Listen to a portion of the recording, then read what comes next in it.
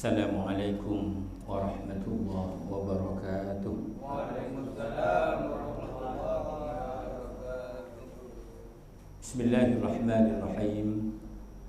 Alhamdulillahi rabbil alamin wa bihi nasta'inu ala umurid dunya waddin.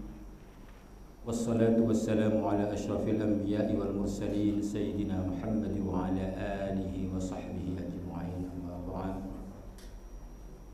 Yang terhormat Bapak Direktur Rumah Sakit Umum Daerah Muhammad Nur Pamekasan, yang juga saya hormati Takmir Masjid Ar-Rasyid RSUD Muhammad Nur, Bapak Ibu para jamaah rahimakumullah. Alhamdulillah, bersyukur kepada Allah Subhanahu wa taala, siang ini kembali kita dipertemukan oleh Allah di Masjid Allah untuk menjalankan kewajiban dari Allah, salat duhur berjamaah, melanjutkan kewajiban kita untuk belajar. Lebih-lebih kita wajib belajar tentang Al-Quranul Karim. Mudah-mudahan Allah ridho kepada kita semua. Mudah-mudahan kita juga mendapatkan barokah dari Al-Quran ini. Amin ya rabbal alamin.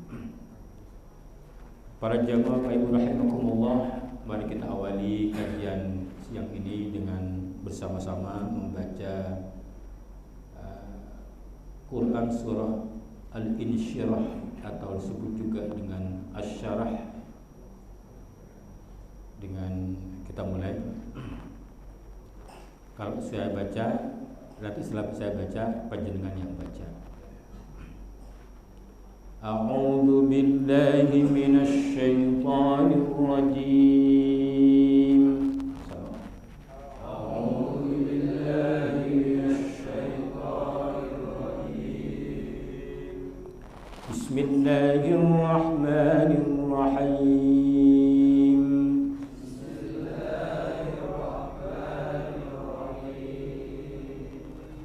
Alam nashrah laka sadrak wa wada'na 'anka wizrak alladhi anqadha dhahrak wa rafa'na laka dhikrak fa inna ma'al 'usri yusra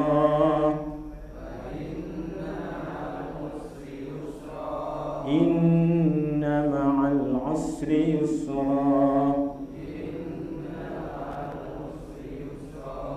fa idza faraghta fansab wa ila rabbika farghab.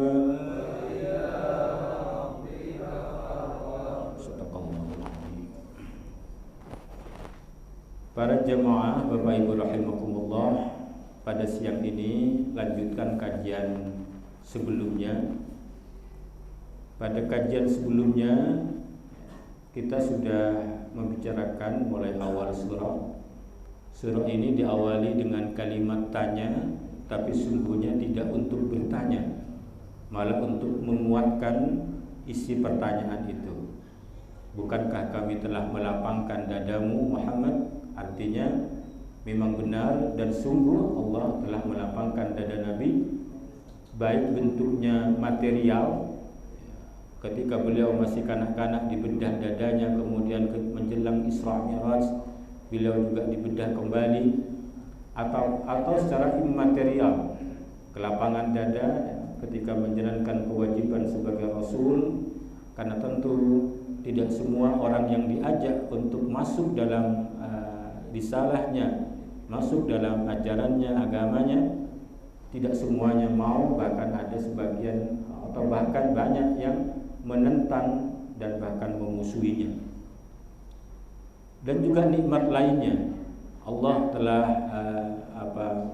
menjanjikan penghapusan dosa kepada baginda Nabi. Allah juga mengangkat nama beliau dengan cara digandengkan dengan nama Allah ketika baca syahadat. Di samping nama Allah, kemudian juga nama baginda Nabi disebut ketika adzan, nama Allah disebut, nama Nabi juga disebut ketika iqamah, ketika tasyahud, dan berbagai macam ungkapan-ungkapan lain yang seakan-akan Allah ingin senantiasa tidak ingin terlepas dari nama baginda Nabi Muhammad sallallahu alaihi wasallam. Nah, pada kesempatan siang ini kita akan melanjutkan kajian mulai dari ayat yang ke-6, ayat ke-5 sampai ayat 8 insyaallah. Allah Subhanahu wa taala pada ayat yang kelima, A'udzubillahi minasyaitonir rajim, fa inna ma'al usri yusran, inna ma'al usri yusra. Jadi fa inna ma'al usri yusra, inna ma'al usri yusra. Ayat ke-6-nya. Para jamaah,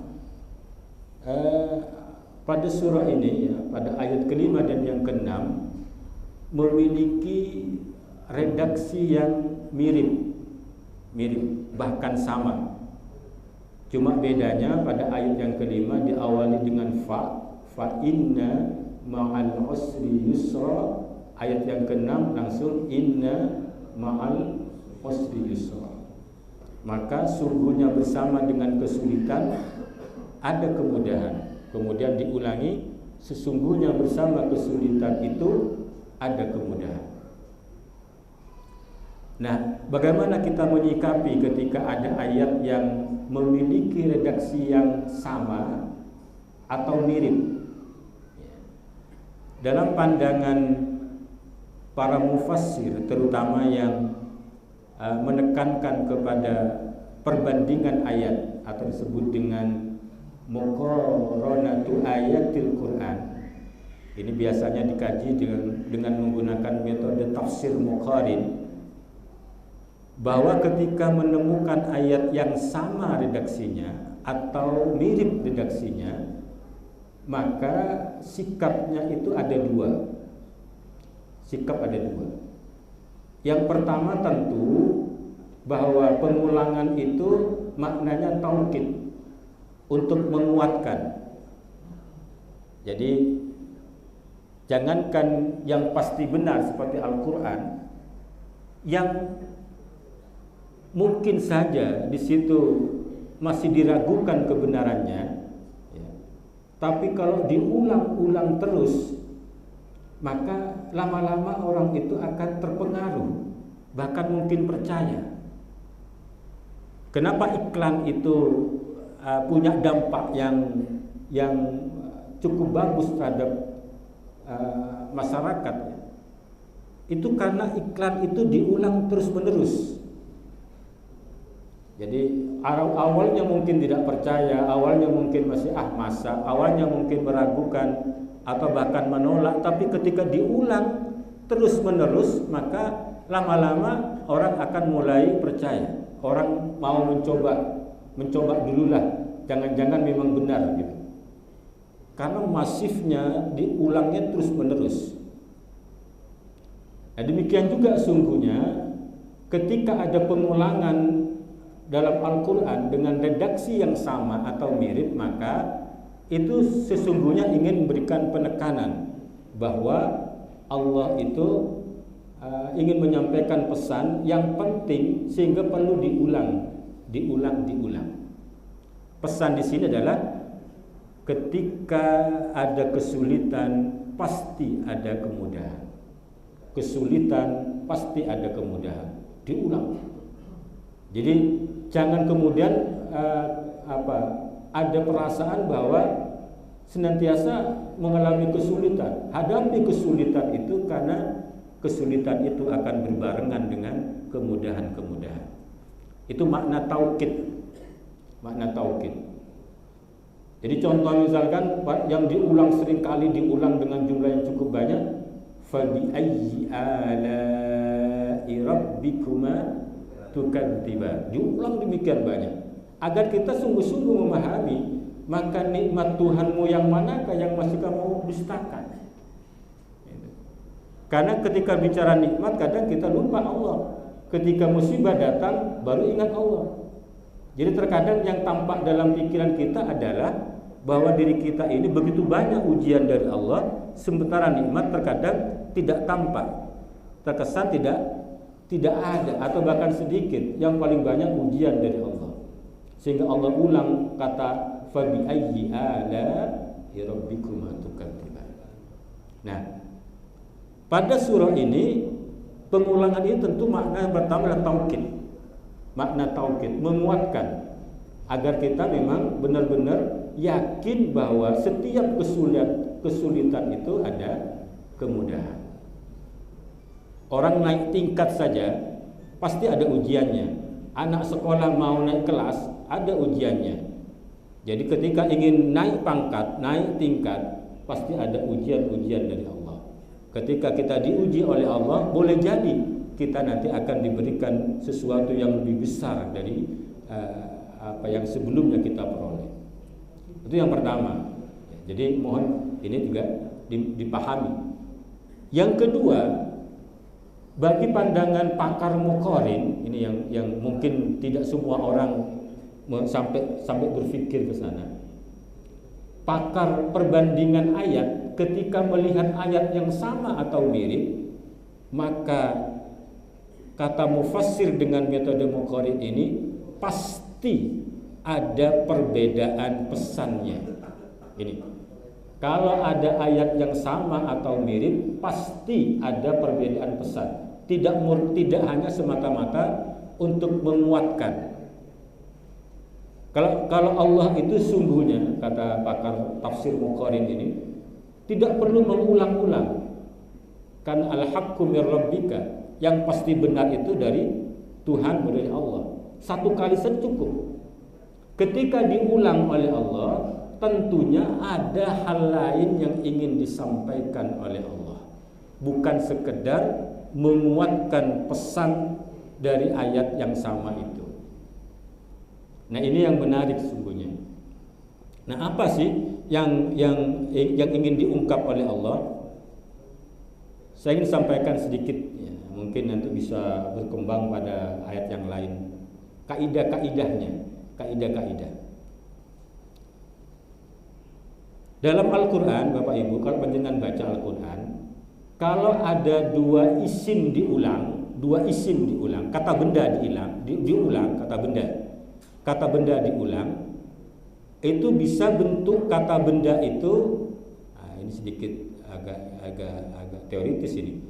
Ada yang bentuknya nakirah. Nakirah itu bermakna umum. Ada yang berbentuk ma'rifah, sudah tertentu. Jadi contoh dalam ayat ini yang disebut nakirah itu adalah yusron. Yusron diulang 2 kali. Kemudahan. Jadi yusron itu artinya suatu kemudahan. Tidak menunjuk kepada kemudahan tertentu. Itu nakirahnya namanya. Gampangannya begitu ini, gampangannya. Ada tanwinnya begitulah gampangannya. Khawatir terlalu teoritis, dengan susah nyampainya. Jadi ada 2 yusron. Fa inna ma'al usri yusron. Inna ma'al usri yusron. Kemudahan itu diungkap dengan isim nakirah, kata benda bentuknya umum, suatu kemudahan. Ketika ada pengulangan begini, ya, wa in kana nakirataini fasani ghairul awwal. Kata kaidahnya begitu. Kalau ada 2 kata benda bentuknya nakirah, maka nakirah yang pertama bukan nakirah yang kedua, atau nakirah yang kedua bukan nakirah yang pertama. Yusron yang kedua bukan yusron yang pertama. Sebaliknya, fa in kana ma'rifataini fasani huwal awwal. Kalau sama-sama ma'rifat, dalam ayat ini yang sama-sama ma'rifat, isim ma'rifat adalah al-usr, kesulitan. Fa inna ma'al usri, maka sungguhnya bersama dengan kesulitan itu. Jadi ada D-nya kalau bahasa Inggris. Jadi kesulitan itu yusron, ada suatu kemudahan. Inna ma'al usri, sungguhnya bersama kesulitan itu. Nah, kalau ada isim ma'rifat, ada alnya, kalau yang mungkin gampangannya al, itu maka ma'rifat yang kedua bukan ma'rifat yang pertama. Kata benda, ini kata benda. Mudah-mudahan nyambung dengan teori ini. Artinya inna ma'al usri yang kedua, kesulitan pada ayat yang ke-6, sungguhnya bersama dengan kesulitan, itu kesulitan yang dimaksud itu adalah kesulitan yang sama yang diungkap oleh Allah pada ayat yang ke-5. Kalau digabungkan dua ayat ini, maka ini imbas tafsirnya, maka sungguhnya bersama satu kesulitan ada suatu kemudahan. Sesungguhnya bersama kesulitan yang tadi, bukan kesulitan baru, kesulitan yang tadi. Jadi ma'rifat yang kedua adalah ma'rifat yang pertama, ada kemudahan lain.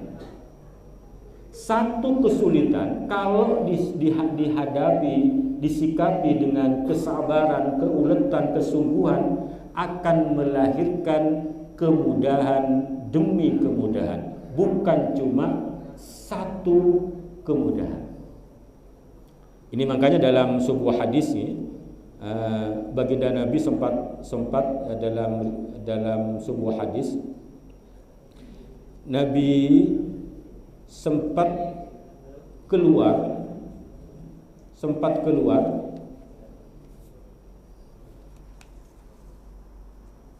saya bacakan hadisnya.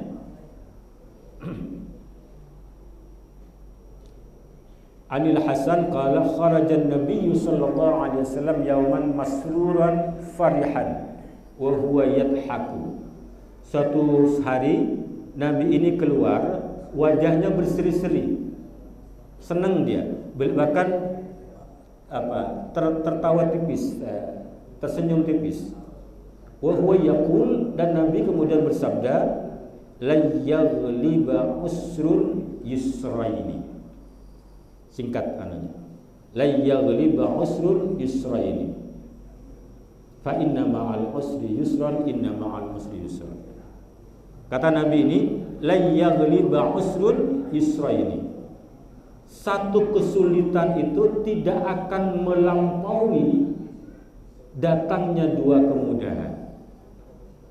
Mencandeng matura musibah kak dinta pakun benyaan bungana etempeng musibah.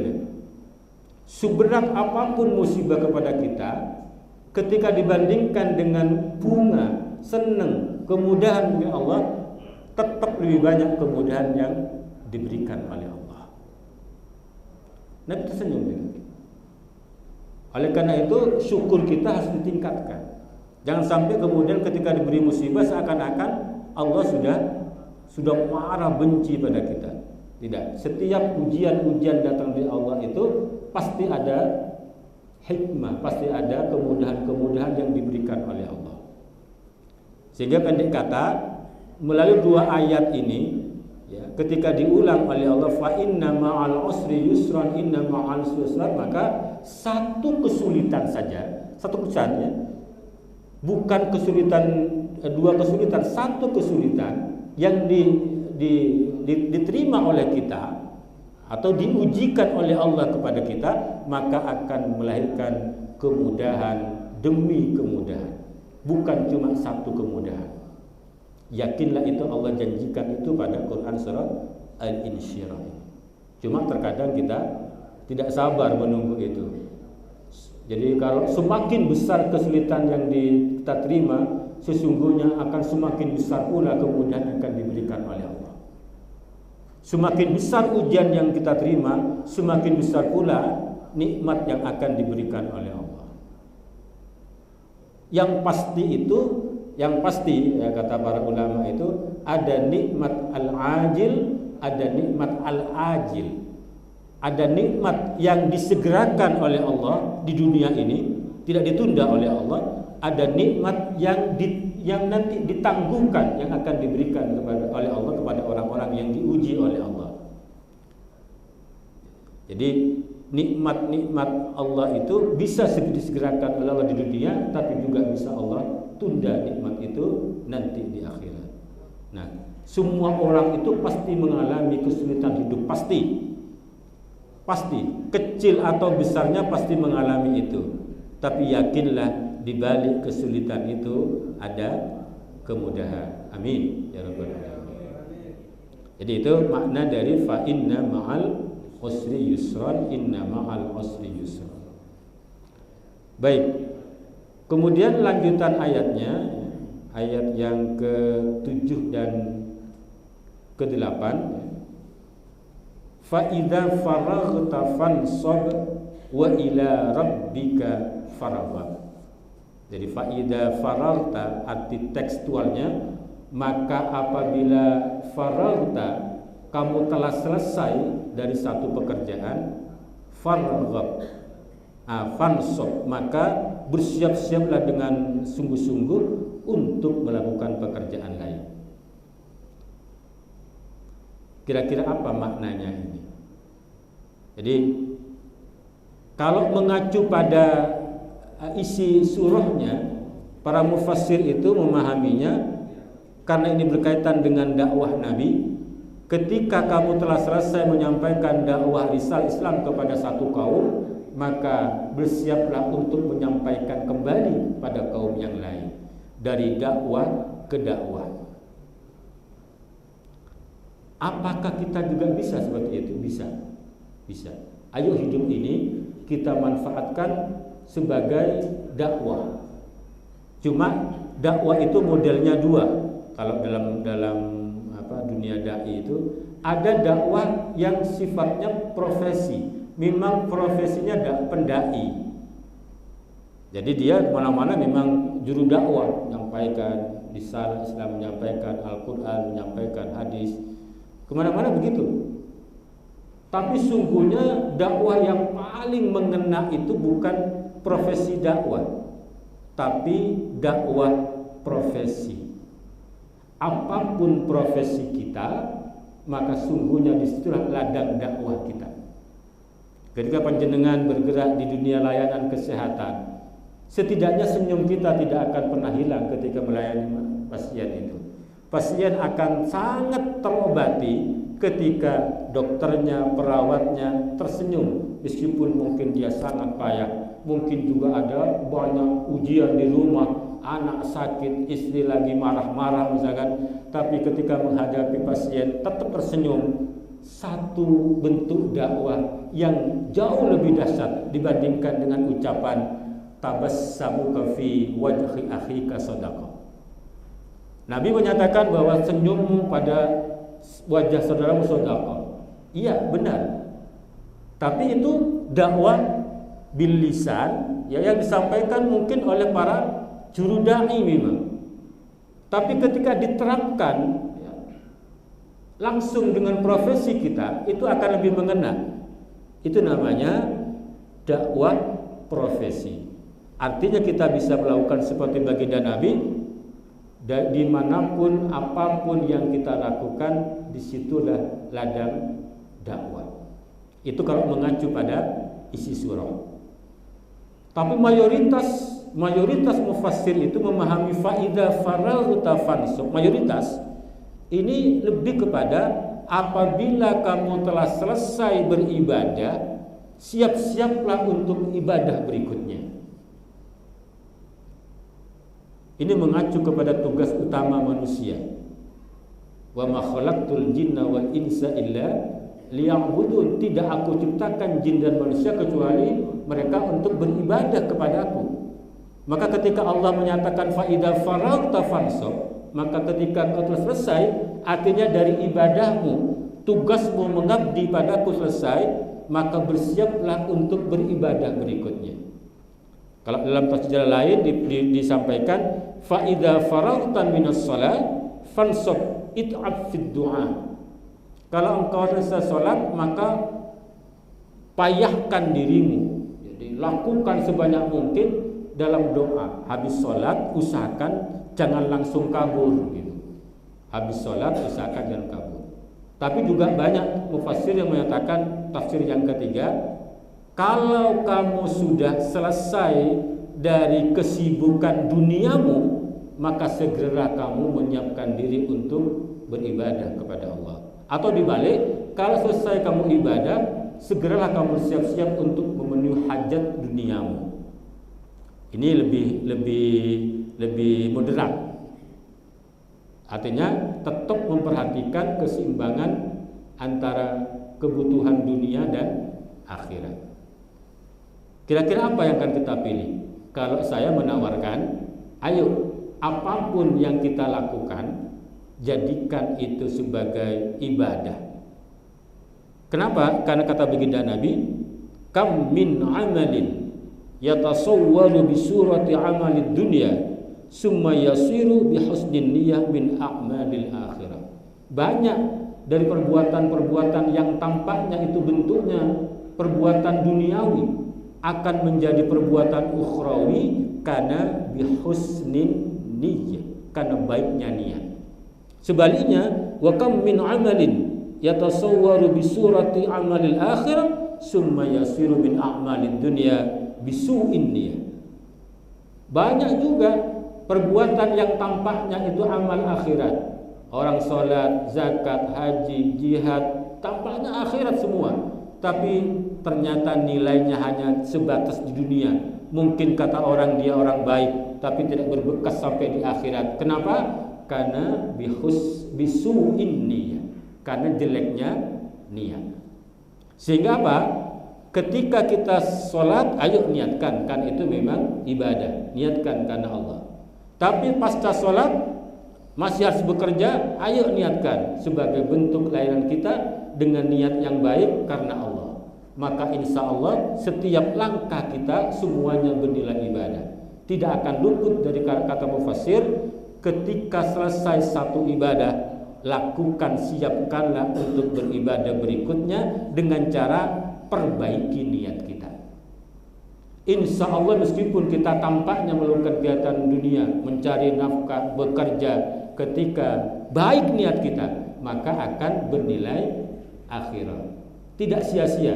Dunia dapat, nanti akhirat pun kita dapat. Alhamdulillah. Jadi niat penting. Innamal a'malu binniyat wa innamal likulli imri'in ma nawa. Bahwa sungguhnya perbuatan itu bergantung pada niatnya, dan orang itu akan mendapatkan apapun dari perbuatan itu sesuai dengan niatnya. Kalau sekedar bekerja hanya untuk kepentingan dunia, ya dunia saja dia dapat, mungkin dapat atau mungkin tidak. Tapi ketika dia bekerja urusan dunia, niatnya baik, dunia dapat, maka yang jelas akhirat pun dapat. Amin ya rabbal alamin. Terakhir, ayat yang terakhir, wa ila rabbika farghab, dan hanya kepada Tuhanmu, didahulukan, hanya kepada Tuhanmu farghab, maka kamu berharaplah, berharap mendapatkan ridho, berharap mendapatkan rahmat dari Allah. Artinya usaha kita maksimal, tapi kalau Allah tidak memberikan rahmatnya, tidak meridhoi, maka tidak, sia-sia akhirnya, sia-sia. Jadi apapun itu kita lakukan itu semata-mata untuk mendapatkan ridha dari Allah. Jadi harus bisa apa namanya? Harus bisa melakukan pilihan-pilihan. Untuk mendapatkan ridha dari Allah itu tentu yang pertama tidak hanya niat baik, tapi pekerjaan jelek ya tetap mendapatkan murka dari Allah. Niat baik, caranya pun harus baik, kan begitu. Niatnya baik tapi pekerjaannya dilarang oleh Allah, ya tentu tidak akan mendapatkan ridha dari Allah. Harus seimbang antara niat dan cara. Jadi mau apapun yang kita lakukan, ayo niatkan dengan cara yang baik, lakukan dengan cara yang baik, artinya dengan cara-cara yang diridhoi oleh Allah Subhanahu wa taala. Mungkin pilihan harus ada. Karena terkadang kita sibuk dunia, itu kadang akhiratnya menjadi keteteran. Pilihan harus ada. Makanya Allah menyatakan wabtaghi fima ataqallahu ad-darul akhirah wa la tansa nasibaka minad dunya. Wabtaghi, cari hal-hal yang dapat mendatangkan apa yang kamu butuhkan nanti di akhirat. Wa la tansa nasibaka minad dunya, dan jangan kau lupakan urus nasibmu di dunia. Jadi ada stressing yang berbeda memang. Urusan akhirat itu harus aktif, cari. Tapi urusan dunia wala tansa, jangan kau lupakan. Beda stressingnya. Urusan akhirat aktif, jangan dibalik. Urusan akhirat asal tidak lupa, itu terbalik itu. Urusan dunia cari, itu jangan begitu. Saya menawarkan pemahaman berbeda ya ketika ada satu makalah, ada yang mengatakan hadis ya. Makalah, i'mal lidunyaka ka'annaka ta'ishu abada wa'mal li akhiratika ka'annaka tamutu wada. Kerjakan, laksanakan urusan duniamu seakan-akan kamu hidup selamanya, sedangkan wa'mal li akhiratika, dan laksanakan untuk akhiratmu seakan-akan kamu mati besok. Jadi pemahamannya seringkali kita dengar urusan dunia harus kejar. Kenapa? Karena hasilnya akan digunakan selamanya. Itu jadi banting tulang dia itu. Seakan-akan masih hidup selamanya. Kalau saya malah terbalik. Urusan dunia santai, urusan akhirat tidak ada waktu. Artinya apa? I'mal lidunyaka ka'annaka ta'ishu abada. Kerjakan untuk duniamu seakan kamu masih hidup selamanya. Kalau sekarang nggak selesai, besok masih hidup, lanjutkan besok. Ya gitu ya. Besok nggak selesai, lanjutkan lusa, masih hidup kita. Tapi kalau urusan akhirat sekarang nggak kita kerjakan, besok sudah tidak ada kesempatan, karena besok sudah dipanggil oleh Allah. Kalau ini yang dilakukan, ya tentu ya ini sesuai dengan dawuh wabtaghi fima ataqallahu ad-darul akhirah wa la tansa nasibaka minad dunya. Kalau sudah banting tulang siang malam bekerja untuk dunia saja, ya susah bangun malam itu, susah. Sudah ngantuk, capek itu, dia capek. Tapi ala kulli hal, ayo kita coba imbangkan kehidupan kita. Imbangkan, tapi orientasi semuanya akhirat. Dengan cara apa? Perbaiki niat kita.